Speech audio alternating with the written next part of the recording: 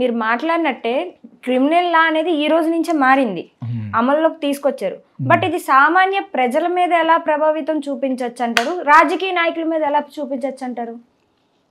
యాక్చువల్గా ఈ క్రిమినల్లా 3 civil code అనేవి ఉన్నాయి కదా, చాలా చాలా ఇండియన్ పినల్ కోడ్ అని, అలా మూడింటిని మెయిన్గా మార్చి ఒక 4-5 బాగా పెట్టారు. అవి అందరూ యూట్యూబ్లో మనం చెప్పేదానికంటే వాళ్ళు చాలా బాగా చెప్పారు, నేషనల్ టీవీలో చెప్పినవి. ఒక్కొక్క లా గురించి ఎలా మారిందని, ఈ పోలీసింగ్ సిస్టమ్లో ఎలా మారింది అనేది ఇంకా కొంత కన్ఫ్యూజన్ ఉంది. కాకపోతే వాళ్ళు ఈ లా పెట్టుకొచ్చే ముందు పార్లమెంట్లో ప్రవేశపెట్టినప్పుడు ఎవరైతే అపోజ్ చేశారో వాళ్ళని సస్పెండ్ చేశారు, వాళ్ళు నోరు నొక్కేశారు. అక్కడ కొంత మార్కులు తక్కువ పడినా కూడా వీళ్ళు ఇటువంటి తెచ్చినప్పుడు రాజకీయం చేయొద్దు, ఎందుకంటే ఇది చాలా ఉపయోగకరమైన అని చెప్పేసి వాళ్ళు పట్టుకొచ్చి చాలా ఎక్సర్సైజ్ చేసి దాని మీద చాలా మనతో డిస్కస్ చేసి 5-6 నెలల నుంచి జరుగుతుంది. ఇది తయారు చేసిన లాస్ని చాలా వరకు పాతయ్యే, పేరు మార్చారు, ఓల్డ్ వైన్ అనే న్యూ బాటిల్ లాగా. ఏదో 2-3 మేజర్గా మార్చారు, కానీ మిగతా అన్నీ అలాగే ఉన్నాయి, పేరు మార్చారు అనమాట. ఓకే, దాన్ని ఏం చేశారంటే జనాలకి పల్ల డిపార్ట్మెంట్స్, మెయిన్ ఏంటి పోలీస్ డిపార్ట్మెంట్ అని ఇంకా చాలా ఉంటాయి, ఎక్కడెక్కడైతే మార్చారో main policing, crime and punishment ఎక్కడైతే ఇన్వాల్వ్ అయిందో వాళ్ళందరికీ కొన్ని లక్షల మందికి వెబినార్ల ద్వారా చేశారు. చాలా మందికి తెలియదు కాబట్టి మనం తెలుగులో చెప్తున్నాం. వెబినార్ల ద్వారా డైరెక్ట్గా ఫిజికల్గా ఎక్స్ప్లెయిన్ చేయడం, మీటింగ్లు పెట్టడం, ఇలాగ ట్రైనప్ చేశారు. ఇప్పుడు తెలియాలి కదా, ఇలా మార్చాం, ఇలా చేయాలి, ఇలా చేయాలని పోలీస్ డిపార్ట్మెంట్కి మొట్టమొదటి తెలియాలి, లీగల్ డిపార్ట్మెంట్ తెలియాలి, అంటే లాయర్స్ తెలియాలి, జడ్జిలకు తెలియాలి, జస్టిస్ సిస్టమ్ మొత్తం తెలియాలి. ఎందుకంటే కొన్ని కోట్ల ఎవరో కేసులు ఉండిపోయినాయి అన్సాల్వ్డ్గా. ఇప్పుడు వాటి పరిస్థితి ఏంటి? అందుకనే ఇందులో ఒక లా ఏం పెట్టారంటే మోర్ దాన్ 6 months ఏది ఉండకూడదు, ఫినిష్ చేసేయాలని ఉంది. ఈ చేసినా కూడా పాతవి ఉన్నాయి కదా, ఆ పాత ఆటలు ఏం చేయాలి అనేది ఇప్పటివరకు ఎవరు కాదు, పెద్ద అంతుపాటుని అంత చెక్కన ఇదని చెప్పేసి కపిల్ సిబ్బలు ఇంకెవరెవరో చెప్తున్నారు ఆ పాత కేసుల్లో పరిస్థితి ఏంటని. బికాజ్ ఇది ఈ రోజు నుంచి వస్తుంది ఈ లా. ఓకే, నిన్నకు జరిగినా కూడా ఒప్పుకోరు. అంటే ఇది అప్లై అవ్వాలంటే from today onwards, that is yesterday అనుకుంటా, ఆన్వర్డ్స్ ఎస్టర్డే మిడ్నైట్ నుంచి జరిగింది. ఈ క్రిమినల్ లా గురించి మనకంటే ఎక్కువ పలానా డిపార్ట్మెంట్ వాళ్ళకి చెప్పారు. వాళ్ళు మిల్లిగా సోషల్ మీడియాల ద్వారా వాళ్ళని కూడా ఇంటర్వ్యూ చేస్తే వాళ్ళందరూ ఒక్కొక్కటి మిల్లికి చెప్పు ఉంటే ఈ కన్ఫ్యూజన్, ప్రస్తుతం కన్ఫ్యూజన్ ఉంది, లాయర్స్లోనే కన్ఫ్యూజన్ ఉంది. పొద్దున్న లెక్షన్ కానీ సాయంకాలం వరకు కేసులతోటే బతికే వాళ్ళు లాయర్స్ కదా, పిరుగు మీద పిండాకుడిలాగా. అంచేత వాళ్ళకి తెలిసి ముందు వాళ్ళ తర్వాత మనకు తెలియాలి. మనకే ముందు అన్ని తెలిసిపోవు. Because it's a new system. ఎప్పుడో 1800లో పెట్టిన బ్రిటిష్ వాళ్ళు చేపెట్టింది. ఐ డోంట్ నో అసలు ఆ రోజుల్లోనే కాన్స్టిట్యూషన్ రాసినప్పుడు అంతటి మేధావి అంబేద్కర్ గారు ఎందుకు అనిపించలేదు నాకు, అది అప్పుడే మార్చేయాలి అసలు. ఆయన ఏంటి కాన్స్టిట్యూషన్ రాసిన తర్వాత దీన్నే 10 సంవత్సరాల తర్వాత మార్చుకుంటారా అంటే ఇప్పటి వరకు మార్చలేదు. అంబేద్కర్ గారు నేను రాసిన ఆయన అంటే ఆయనే కదా, అందరూ కలిసి రాశారు. దాన్ని కొంతకాలం తర్వాత పాత పడిపోతే మీరు మళ్ళీ మార్చుకోండి చట్టాలనే చెప్పేసి అంటే ఆయన్ని ఒక దేవుడు చేసేసి ఇలా చూపిస్తూ ఉంటాడు. మన ఊర్లో పక్కన మాలపిల్లి ఉంటుంది అనమాట, ఇలా చూపిస్తాడు. అంటే ఏంటి, ఆయన సొంతమా? ఆయన మాకు సొంతమే, అంత గొప్పగా రాశాడు ఆయన. మీకు అర్థమైందే? ఎవడ పడితే ఓట్లు కావాలనుకుంటే ఒక 1000 కోట్లు పెట్టి కట్టేయడమే. అవసరం కదా హైదరాబాద్లోనే ఆయన కట్టమన్నాడా? వేద కట్టేశారు. ముందు ఆ డబ్బు జనాలకు పంచిపెట్టు. కేసీఆర్ అనే మూర్ఖుడు చేసిన పని అది. Who asked you to build such a big one? Is it necessary? అదేవిధంగా మోడీ గారు సర్దార్ వల్లభాయ్ పటేల్ని 3600 కోట్లు పెట్టి కట్టాడు. పోలవరానికి ఒక గతి లేదు, విగ్రహం పెట్టాడు, ఏమొస్తుంది నీకు బాబు? ఇలా మాట్లాడుకుంటా పోతే చాలా ఉంటాయి, అవి కొంచెం కొంచెం మాట్లాడాలి, లేకపోతే పొలోమంట అయిపోతుంది. మీ ఎడిటర్ ఎక్కడ కట్ చేయాలో తెలియదు. అదేందా?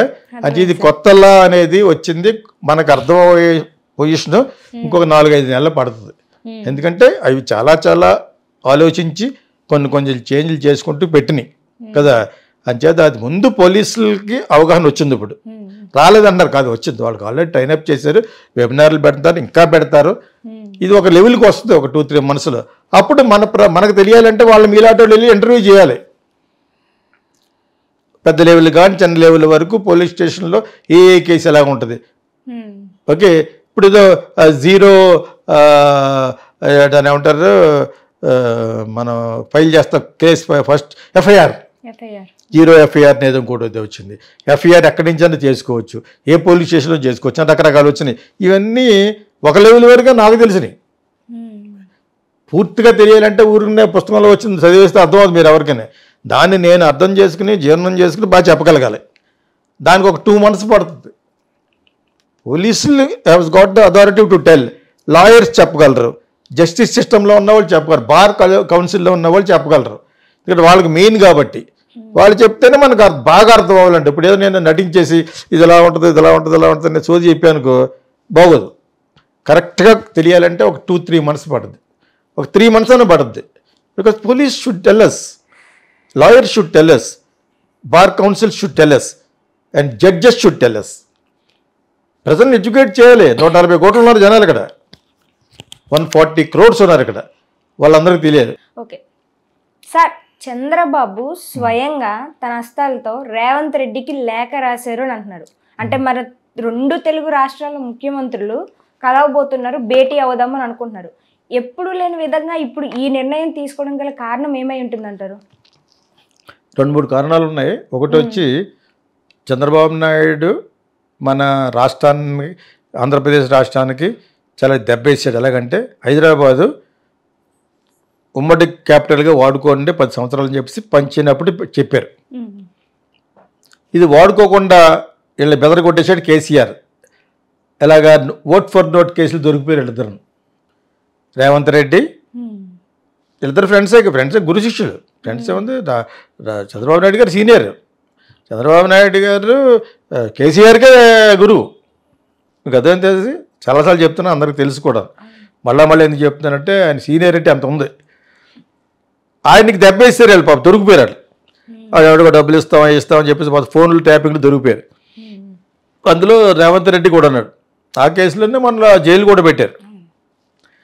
సో ఇక మొత్తానికి అన్నిటిని ఛేదించుకుని ఒక దాన్ని ఏమంటారు, అభిమన్యుడు అంటారు, పద్మవ్యూహాన్ని ఛేదించుకుని బయటకు వచ్చి కాంగ్రెస్కి మళ్ళీ పూర్వవైభవం ఇచ్చి ఇండియాలోనే మంచి పేరు తెచ్చుకున్న చీఫ్ మినిస్టర్ ఎవరంటే రేవంత్ రెడ్డి. అదేందా, వీళ్ళకి ఇంత చేసి స్టేట్ ఇస్తే, సెపరేట్ స్టేట్ వాళ్ళని పక్కకు గెట్టేశారు సరి కదా, కాంగ్రెస్ని దాన్ని అధపదాలకు నొక్కేశారు సరి కదా, ఒక దళితుడిని చీఫ్ చేస్తాన్నది అది కూడా తొంగలో తొక్కేశారు సరి కదా. అయినా కూడా 10 సంవత్సరాలు నీకు ఇచ్చారంటే నువ్వు ప్రజల్ని ఎంత విధంగా మోసం చేశారో దాన్ని బట్టి అర్థం చేసి కేసీఆర్ అండ్ ఫ్యామిలీ లూటింగ్, దిగమింగేయడమే, గుడిలో లింగాన్ని మింగేసిన టైప్ అంతాను. అటువంటి పరిస్థితుల్లో ఒక తెలుగుదేశం నుంచి వెళ్ళి కాంగ్రెస్లో వెళ్ళి కాంగ్రెస్కి మళ్ళీ పూర్వవైభవం తెచ్చాయంటే మానవ మాత్రం సాధ్యుడు కాదు. ఓన్లీ అతను నోటితో పైకి వచ్చాడు. అంత వాక్చాతుర్యం ఉన్న వాళ్ళు వీళ్ళు కూడా, ఎవరికి కేసీఆర్ ఫ్యామిలీ అయినా కూడా అంతకంటే బాగా మాట్లాడగలడు. పాయింట్ ఎత్తాడంటే అతను మేబీ అతనికి ఏ అలవాట్లు లేవు, మందు గిందు ఏమి లేవనుకుంటా, బ్రహ్మాండంగా మారుతాడు, యంగ్గా ఉంటాడు. ఎవరు, రేవంత్ రెడ్డి పొద్దున్న లేస్తే సాయంకాలం వరకు ఎవరితో మాడతాడు, చంద్రబాబుతో మాడతాడు. ఇక్కడ ఎలా రాజకీయం చేయాలో కూడా ఆయన చెప్తాడు. నాకు వేరే ఫోన్ ఉంటుంది, ఎలా మాడతారని నేను చెప్పినప్పుడు ఏ ఫోన్లో మాడుతున్నాడు, ఏ నెంబర్లో మాడుతున్నాడు అని చెప్పలేను. కానీ వాళ్ళకి ఏ ఉంటాయి కదా, అంత శిష్యుడైన. ప్లస్ ఏమో ఇక్కడ పంచవలసి సరిగ్గా పంచలేదు,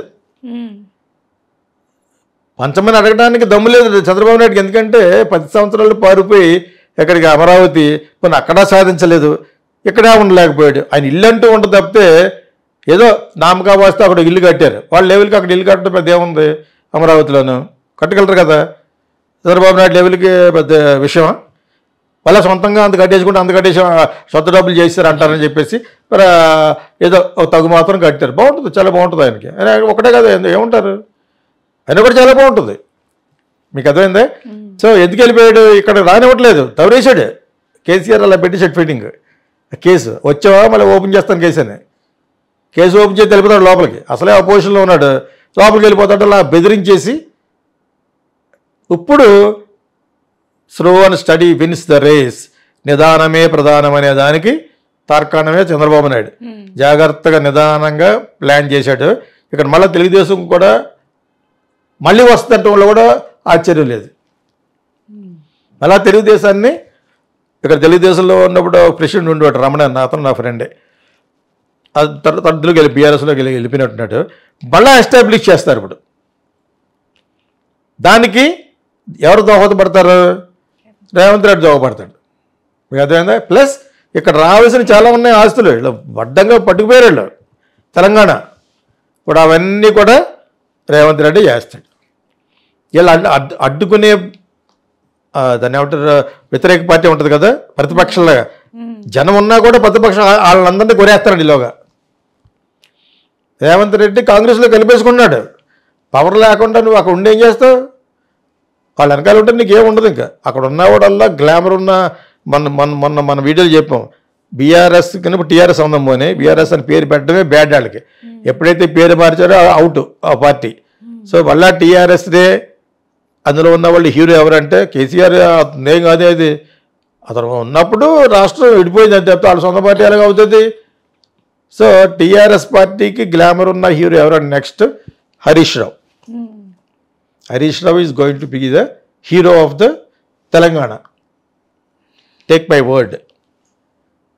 కేటీఆర్ ముందుకు వచ్చిన ఓట్లు వేయరు, కేసీఆర్ ముందు వచ్చిన ఓట్లు వేయరు. కేసీఆర్ హాస్పిటల్లోకి వెళ్ళిపోయి గడ్డం పెంచేసి ఎటువంటి ఆస్కార్ పెర్ఫార్మెన్స్ చేసినా ఓటు వేయరు. ఆ అమ్మాయి కూడా రానివ్వరు. ఓకే, దురాశ అమ్మాయికి, కవితకి. సో వీళ్ళు ముగ్గురు కాకుండా ఇంకొకళ్ళు ఎవరో సైలెంట్గా ఉన్నవాడు, ఎంతకాలం బాగా మాట్లాడగలిగి మంచి గ్లామర్ ఉన్నవాడు ఎవడు, హరీష్. అతనికి మంచి పేరే ఉంది, చెడ్డ పేరు లేదు. అది ఎన్నో మనం మాట్లాడుకున్నాం ఒకసారి మనం. సో అది అతను బిల్డప్ చేస్తాడు. నెక్స్ట్ ఎంతకాలం పట్టదు, 5 సంవత్సరాల తర్వాత వచ్చేస్తారు సీన్లోకి వెళ్ళాలి. ఎందుకంటే వీళ్ళకి యాంటీ ఇన్కంబెన్స్ వస్తుంది. అప్పటికి రాకుండా ఉండాలంటే చంద్రబాబు నాయుడుకు వీళ్ళిద్దరూ ఐడియాలు వేసేది చేయాలి. ఇప్పుడు పంచడంలో ఎక్కువ పని చేసినా, ఇప్పుడు ఏమైనా ఇచ్చినా కూడా వీళ్ళు హరీష్ రావు వాళ్ళు చూస్తూ ఉంటారు, చంద్రబాబు నాయుడుకి ఇచ్చాడు అని అంటారు. అది చాలా జాగ్రత్తగా చేస్తారు ఇప్పుడు. కాకపోతే ఇక్కడి నుంచి చాలా ఆస్తులు రావాలి. అడగడానికి నోరు పోయింది అతనికి, ఎవరికి, చంద్రబాబు నాయుడికి, ఆయన చేసిన పొరపాటుకి. అందుకనే అడిగి వెళ్ళిపోలేదు. 10 సంవత్సరాలు ఎందుకు ఓడుకోలేదు నువ్వు? 10 సంవత్సరాలు అయిపోయింది, ఇప్పుడు 10 సంవత్సరాలు. ఆ 10 years it was other AP property కూడా ఇదే. ఆఫ్టర్ ఆల్ అతను చాలా డెవలప్ చేశాడు హైదరాబాద్ని. Yes, developed it. ఓకే, దానికి ముందు చేస్తుంది, తర్వాత చేసింది. ఆయన డెవలప్ చేసిన 25% చేసిన తర్వాత కంప్లీట్ చేసిందల్లా జగన్లాగా కూల్ చేయడాలు చేయలేదు. అది దాన్ని ఎదరికి ప్రొసీడ్ చేసింది YS Rajasekhara Reddy. Express way, airport, ఇవన్నీ కూడా ఇతను స్టార్ట్ చేసినప్పుడు చేసినాయి. మనోడు స్లో. చంద్రబాబు నాయుడు గారు పెద్ద స్పీడ్ కాదు, పనులు వెంటనే అవనివ్వడం. అది ఆ బ్యాడ్ ఇప్పుడు పోతుంది మనలాంటి వీడియోలు చూసి. పనులు ఫాస్ట్గా చేయాలంటే వైఎస్ రాజశేఖర రెడ్డి మొత్తం ఇండియాలో. మీకు అర్థమైనప్పుడు హీఈస్ ద కింగ్. నేను ఆయనకే పనిచేశాను, జీతానికి కాదు, డబ్బులు ఇస్తే అడ్వర్టైజింగ్ చేశాను ఒక 4 years. అప్పుడే వచ్చారు హైదరాబాద్. నన్ను రప్పించారు అక్కడికి. ఒక ఫ్యూ ఐఏఎస్ ఆఫీసర్లు, 2-3 మినిస్టర్లు పిలిస్తే నేను వస్తే నాకు ఇంత వర్క్ ఇస్తే చేస్తా అని చెప్పాను సీఎం తోటి. తీసుకోన్నాడు ఆయన, చేశాను అంతే. స్కాములు కాదు, స్కామ్ చేయడానికి చూసింది ఈనాడు రాసింది ఒకసారి, నిలబడలేదు. నేను స్కామ్లో ఎంటర్ అవ్వను. నేను పక్కాగా ఆర్డర్ ఇచ్చితే చేస్తాను. స్కామ్లు చేయడాలు, అవి చేయడాలు, కింద ఆమెలు చేయడాలు చేయను నేను. చెత్తది ఆ లైఫ్. వచ్చే తక్కువైనా కూడా యూ షుడ్ డూ ఓన్లీ అథెంటికల్గా, రైట్ఫుల్గా చేయాలంటాను నేను. సో అదే ఆయనే కరెక్ట్, వైఎస్ రాజశేఖర ఇటువంటి చేయడానికి. అదేవిధంగా వాళ్ళ అబ్బాయికి కూడా కిట్ ప్రోకోలో సంపాదించుకున్నాడు. లేదా అప్పుడు ఆయన ఫైనాన్షియల్ పొజిషన్ బాగున్నప్పుడు ఒక్కసారి ఇన్ని 1,00,000 కోట్లు ఉండదు, కానీ ఇన్ని 1,000 కోట్లు, 1,000 కోట్లు అంటే ఎలా కనపడుతుంది మీకు అందరికీ? చాలామందికి వీడు 2 లక్షల కోట్లు, వీడు 2 లక్షల కోట్లు అంటున్నారు. What is this? మన ఆంధ్రాలో తెలంగాణలో విన్నటువంటి ఇవి వేరే రాష్ట్రాల్లో కనపడదు మనకి. ఒక 2,000 కోట్లు ఉంటుంది, ఆ ప్రాజెక్ట్ ఇస్తారు, దానికి కిక్ బ్యాక్స్ అని చెప్పేసి మినిస్టర్ వాళ్ళకి ఒక 400 కోట్లు 500 కోట్లు ఖర్చు పెట్టాలి. ఆ 1500 కోట్లను కట్టాలి. ఎలా కడతారు? 15 రూపాయలు భోజనం పెట్టమంటే రోజులు ఏం పెడతాడు? పురుగులు తోడిన అన్నం పెడతాడా? అటు అలా కడతాడు. అందుకనే కాళేశ్వరం పడిపోయింది, దిగిపోయింది గుంజలో కిందకి. సిగ్గులేదు. ధవళేశ్వరం 100 సంవత్సరాలు గట్ట ఎక్కువైంది, అది కాటన్ ధర కట్టింది. వీళ్ళు నిన్న కాక మొన్న కడితే కొనుక్కొని అక్కడ అంటున్నాడు ఆయన, ఎవరో కేసీఆర్. అక్కడ అలా జరుగుతూ ఉంటాయట. కేటీఆర్ కూడా. కామన్ సెన్స్ లేదా? Are you not educated man to talk like that? భోజనం చేసి వాడు చదువుకున్నవాడు ఎవడైనా అలా మాట్లాడతాడా? నిన్న కాక మొన్న కడితే ఆ ప్రాజెక్టులు దిగిపోయిందంటే అక్కడ మొన్నటి వరకు పోలవరం ప్రాజెక్ట్ ఏమో జగన్ అక్కడ. ఇప్పుడు మళ్ళీ చంద్రబాబు నాయుడు గారు కొత్త పాట పాడుతున్నారు డబ్బులు లేక. వాళ్ళు ఆ వాళ్ళు పడగొట్టేశారు, ఈ వాళ్ళు పడగొట్టేశారు, రీటెండరింగ్ పిలిచారు, ఏ కథలు చెప్తున్నారు.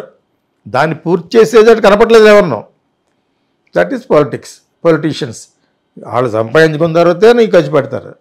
నీ కోసం ప్రజల కోసం ఖర్చు పడిపోయి చెవట ఉట్టేసి కట్టి సినిమాలు చూపిస్తూ ఉంటారు కదా, పారేస్తానే తవేస్తూ ఉంటాడు ఎన్టీ రామారావును, కృష్ణ గారు పాడి పంటల్లో పాడేస్తూ ఉంటాడు. అవి కాదు ఇక్కడ. అవన్నీ సినిమాలో పాడితే ఇలా అనగానే మేము కూడా అంతే అడ్వర్టైజ్మెంట్ అలా చూపించాం, జలయజ్ఞం మీద చేసాం. ఇలాగ వెళ్తాడు అలాగే వెళ్తాడు, వైఎస్ రాజశేఖర సంతకం పెడతాడు, నీళ్ళు వచ్చేస్తూ ఉంటాయి. అలా నేను చూపించాను, నన్ను అలా చూపించమన్నారు కాబట్టి. అదేంటప్పుడు ఆయన కూడా అలా చూపించాడు చంద్రబాబు నాయుడు గారు. సింగపూర్ని తీసుకొచ్చి 2 పిక్చర్స్ అమరావతి ఫిక్స్ చేశారనమాట. అది ఇప్పుడు కాదు 100 సంవత్సరాలు కూడా అలా అవుతుంది. అదేంటప్పుడు మీకు అదే 3 రాష్ట్రాలు 3 ప్లేసుల్లో క్యాపిటల్ ఉండడమే కరెక్ట్. అన్నీ అందరికీ తప్పని చెప్పకూడదు. అలాగని చెప్పేసి అతను అక్కడ కట్టి అన్నీ కూడా చెడదొప్పాడు మనోడు జగన్. మొక్కలు బోల్ చేసేటట్టుగాను అన్నం తినేవాడు ఎవడో చేస్తాడు. మాలాంటి ఎడ్యుకేటెడ్ ఎలాగన్నామంటే 3 చోట్ల ఉంటే 3 ప్లేసులు సంపాదించుకుంటారు, 3 చోట్ల రియల్ ఎస్టేట్ కూడా పెరుగుద్దని. ఒక్క అమరావతిలోనే పెట్టమని కాదు, విశాఖపట్నం కరెక్ట్. ప్లస్ అమరావతిలో కూడా చేయాలి. అమరావతిలో వదిలేయమంటే రాజుగారి పెద్దవారి మంచిది కదా, చిన్నవారిని చంపేమనా ఏంటిది? అక్కడ అలా చంపేశాడు. అక్కడ బ్రహ్మాండంగా ఇప్పుడు దాన్ని మళ్ళీ రీకన్స్ట్రక్ట్ చేస్తామని పేరు మీద కొన్ని 1000 కోట్లు అంటారు. ఇప్పుడు లోపలికి 10 పట్టుకోలు తినేస్తారు. ఇప్పుడు అదే ఇప్పుడు పోలవరం పక్కన పెట్టు, దాని రీకన్స్ట్రక్షన్ పేరులో అందరూ అన్ని పక్కకి వెళ్ళిపోతారు. ఆ పేర్లు చెప్పినప్పుడు నేను అందరూ మొత్తం స్ట్రాయిస్ లాగేస్తారు.